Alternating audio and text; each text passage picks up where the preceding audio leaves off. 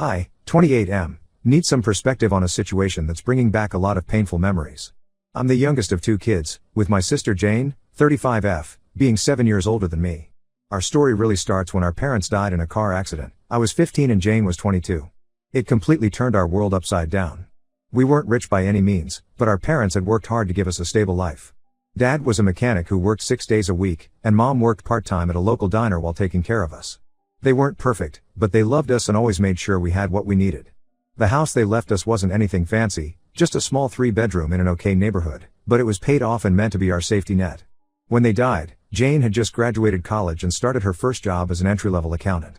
She became my legal guardian since I was still a minor. Looking back, I know it must have been hard for her to suddenly become responsible for a teenage brother while trying to start her own life. The first year was rough, we were both grieving, and she was working long hours trying to make ends meet. I did my best to help by keeping my grades up, doing household chores, and even getting a weekend job at a local grocery store to contribute what I could. Things started to change when Jane met Tom, then 25M, at her workplace. He was a junior manager and seemed nice enough at first. They dated for about 6 months before he moved in with us, saying it would help with the bills. That's when everything started going downhill. Tom never liked having me around. He would make snide comments about how much I ate, how much space I took up, and how I was preventing them from having a normal relationship. At first, he would only say these things when Jane wasn't around, but gradually he started complaining to her too. He'd say things like how weird it was to have a teenager in the house, how they couldn't have any privacy, and how Jane was sacrificing her youth taking care of her brother instead of living her own life. I tried really hard to stay out of their way. I spent most of my time in my room, ate dinner after they did, and tried to be as quiet as possible. I even started doing extra chores and gave them more of my paycheck, hoping it would help. But nothing seemed to be enough for Tom. The real problem started when they got engaged. Tom started talking about wanting to start a family and how they needed more space. He kept pushing Jane to sell the house, saying they could use the money for a down payment on a bigger place. But since I was still a minor and my name was also on the deed, our parents left it to both of us. They couldn't sell without waiting for me to turn 18. Just after my 18th birthday and high school graduation, Jane sat me down for the talk. I'll never forget that day. I had just gotten accepted to the local state university and was excited to start college while living at home to save money. I had it all planned out. I would work part-time, help with bills, and focus on my studies. But Jane had other plans. She told me I needed to move out before the fall semester started. She said she and Tom were getting married and wanted to start their own family, and that it wasn't fair to them to have me around anymore. I was shocked. I begged her to let me stay, even offering to pay more rent with my part-time job money. I reminded her that half the house was legally mine and that our parents would have wanted us to help each other. She just got cold and said I was being selfish and manipulative by bringing up our parents. She said she had already sacrificed 3 years of her life taking care of me, and that I was old enough to take care of myself now. When I asked where I was supposed to go, she just shrugged and said I could figure it out like other adults do. I spent the next few weeks sleeping in my beat-up Honda Civic, showering at the gym, and trying to figure out what to do. I couldn't afford dorm housing or an apartment on my part-time grocery store salary. My grades from the first few weeks of college started slipping because it's hard to study when you're living in your car. Finally, my best friend's family found out about my situation and took me in. For the next 4 years, I worked 2 jobs while studying full-time. I worked as a janitor in the mornings before classes and at a call center in the evenings. I barely slept, but I was determined to graduate and make something of myself.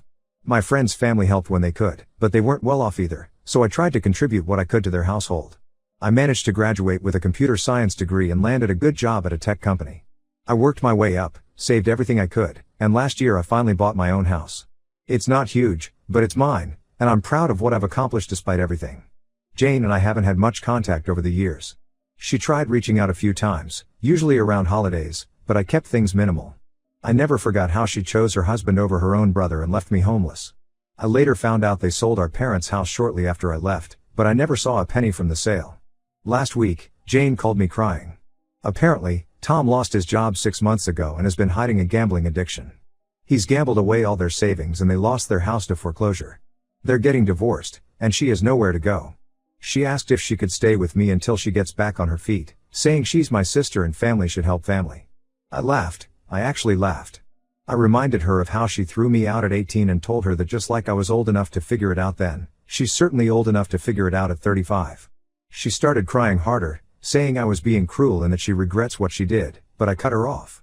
I told her that her regrets don't change the fact that I spent weeks sleeping in my car because of her. Now our aunt and other relatives are calling me, saying I should forgive Jane because she did her best raising me after our parents died. They say I'm being petty and that I should be the bigger person. But I can't forget those weeks of being homeless, the exhaustion of working 2 jobs while studying, and the loneliness of having my only family choose a man over me. Ida for refusing to help her now that she's the one in need? Update 1 First, I want to thank everyone who commented on my original post. Your support and validation meant more to me than I can express. A lot has happened in the past 2 weeks, and I need to get it off my chest. After I refused to let Jane stay with me, things escalated quickly. She started calling every family member we have, telling them a carefully edited version of our story. According to her, she sacrificed her early 20s to raise her teenage brother, worked herself to the bone to provide for me, and now that she's in need, I'm turning my back on her.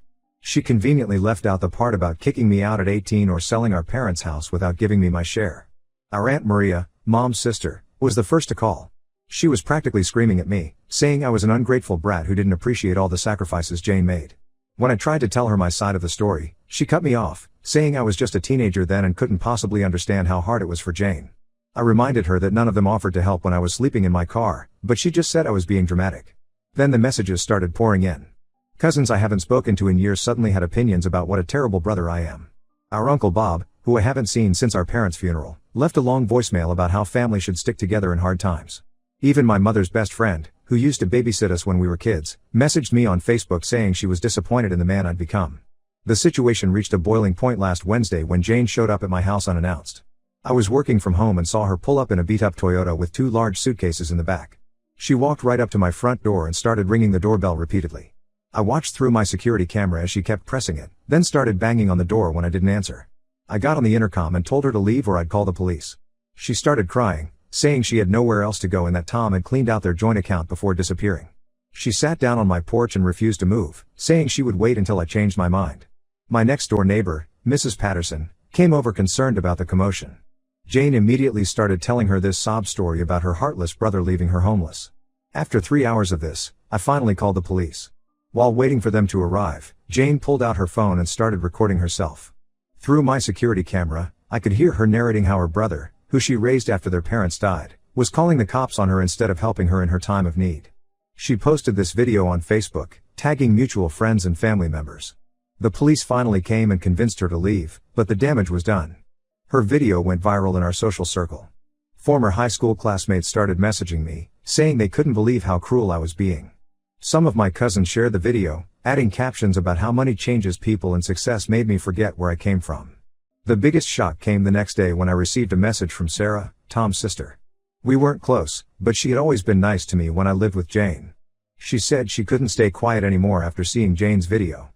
According to Sarah, back when I was 18, Jane and Tom had already made plans to sell our parents' house. They had a buyer lined up and everything, but they couldn't proceed because my name was on the deed too.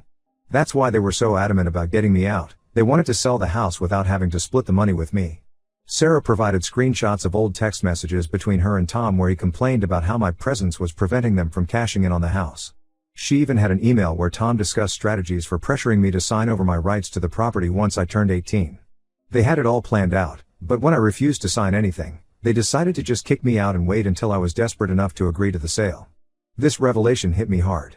I always knew Jane chose Tom over me, but finding out they had actively plotted to steal my inheritance made me physically sick. They waited until I was barely legal, made me homeless, and then profited from the house our parents left for both of us. I'm even more certain now that I made the right decision in refusing to help Jane, but the constant harassment from family members is wearing me down. My phone keeps buzzing with messages telling me I'm heartless, that I'm abandoning my sister when she needs me most. Some have even threatened to tell my employer about what a terrible person I am, as if that would change anything. I've started blocking numbers and social media accounts, but it's exhausting. The same people who didn't lift a finger to help me when I was a homeless teenager are now preaching to me about family loyalty. The hypocrisy is astounding. A small part of me feels guilty when I think about Jane sleeping in her car like I did, but then I remember that she and Tom orchestrated my homelessness for profit. At least she's an adult with work experience and connections. I was barely 18 with nothing but a high school diploma and a part-time grocery store job. I'm thinking about sending Sarah's evidence to all the family members who've been harassing me, but I'm not sure if it's worth the drama. Right now, I'm just trying to focus on my work and maintain my peace of mind. But there's a bitter satisfaction in knowing that Jane is finally experiencing what she put me through, even if everyone else thinks I'm the villain in this story. Update 2: I wasn't planning to post another update so soon, but something major happened. Remember how I mentioned Tom's gambling problem?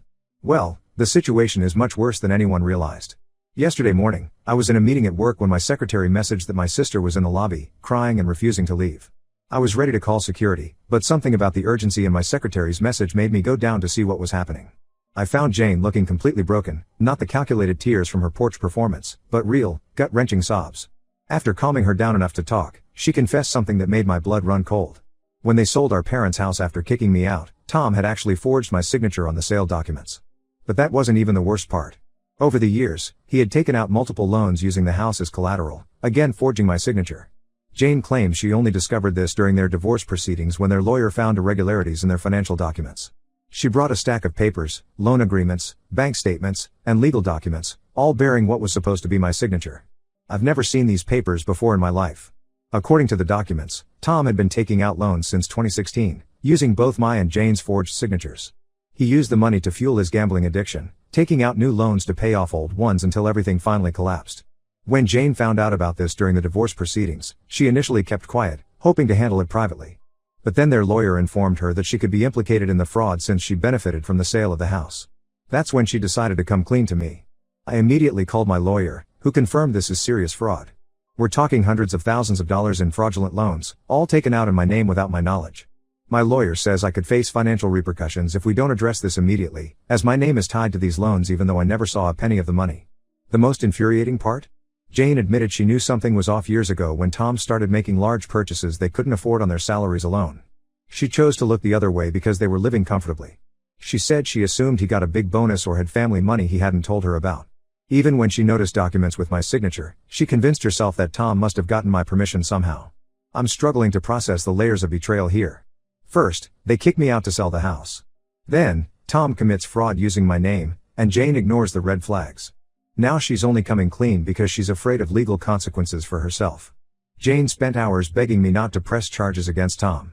She says he's still the father of her children, they have 2 kids I've never met, and that sending him to jail won't get the money back. She offered to testify about the fraud if I allow her to stay with me and help her get back on her feet. The audacity of trying to negotiate while confessing to enabling fraud against me is astounding. I told her she could either help me pursue legal action against Tom or I would report them both for fraud. She broke down again, saying she never meant for any of this to happen, that she was young and in love when they kicked me out, and that she didn't know Tom would do something like this. But I'm done with her excuses. My lawyer is building a case against Tom. We've filed police reports and are working with forensic accountants to trace where all the money went. Initial investigations suggest Tom lost most of it gambling, but there's evidence he may have hidden some assets before the divorce. The family drama has taken a new turn too. When word got out about the fraud, some relatives who were criticizing me suddenly changed their tune. Aunt Maria, who was my biggest critic, now says she always knew there was something off about Tom. The hypocrisy is laughable. Jane is staying with our aunt now, and I've made it clear that any communication should go through our lawyers. Some family members are still pushing me to handle this within the family, saying pressing charges will only make things worse. But I'm done protecting people who never protected me. I'm trying to stay focused on the legal proceedings, but it's hard not to feel overwhelmed. My credit score has taken a hit, and I'm worried about the long-term implications of having my name attached to all this fraud. The lawyer says we have a strong case, but these things take time. Final update: I debated whether to post this final update, but after everything that's happened, I feel like I owe it to everyone who's supported me through this mess. The last 3 months have been a roller coaster, and things have taken an unexpected turn. The legal case against Tom is moving forward. The police found evidence that he's done this to other people, not just me. Apparently, he had a whole system of taking out loans using forged documents. The prosecutor says he could face significant jail time, especially since the total fraud amounts to over $500,000. But that's not why I'm writing this update. Last week, I discovered something that finally pushed me to cut all ties with Jane and our extended family. A cousin I haven't spoken to in years reached out to show me screenshots from a private family Facebook group I wasn't part of. In this group, Jane had been telling a completely different version of our story for years. According to her posts, I was a troubled teenager who made her life hell after our parents died. She claimed I was doing drugs, stealing money from her, and bringing sketchy friends to the house. She said she only asked me to move out because she caught me stealing from Tom's wallet and was worried about having me around her future children. She even implied that I might have been involved in some illegal activities, which was why I managed to buy a house so young. Reading these posts made me physically sick. Not only had she lied about kicking me out, but she had also been actively destroying my reputation within the family for years. Every relative who read those posts probably thought I was some kind of criminal. It explained why some family members had been so cold to me at the few family events I attended over the years. I decided enough was enough. I spent a week gathering evidence, my old school records showing perfect attendance and honor roll status, pay stubs from my teenage jobs at the grocery store, character references from my friends' parents who took me in, bank statements showing every penny I earned working 2 jobs through college, and the recent evidence about Tom's fraud. I also had those old text messages from Tom's sister about their plan to sell the house, plus documentation showing they sold it just 2 months after kicking me out. I created a detailed timeline of everything that happened, backed up by solid evidence. Then I did something I never thought I would do, I posted everything publicly. Every document, every message, every piece of evidence, all with a long post explaining the real story. I tagged every family member who had been in that private group, everyone who had harassed me about not helping Jane, everyone who had shared her crying video. The fallout was immediate. Many family members who had sided with Jane started reaching out to apologize. Some claimed they never knew the full story, despite me trying to tell them for years. Others tried to defend themselves, saying they were just trying to keep the peace in the family. Jane tried to damage control by saying she only wrote those things because she was hurt and angry, but no one's buying it anymore. The timestamps on her posts show she's been spreading these lies consistently for years, not just recently. I've blocked Jane, Tom, and most of our extended family. A few cousins who apologize sincerely might stay in my life, but I'm done with the toxic family dynamics. My lawyer advised me to cut contact anyway because of the ongoing legal case, but honestly, I should have done this years ago. To everyone who's followed this journey and offered support, thank you. You helped me stay strong when I was doubting myself. Sometimes the hardest part of standing up for yourself is believing you deserve to. I've learned that blood doesn't make a family, actions do. The friends who helped me when I was homeless, my coworkers who supported me through this mess, and even strangers on Reddit who offered kind words, you've been more family to me than my actual relatives. The legal case continues, but this chapter of my life is closed. I finally feel free.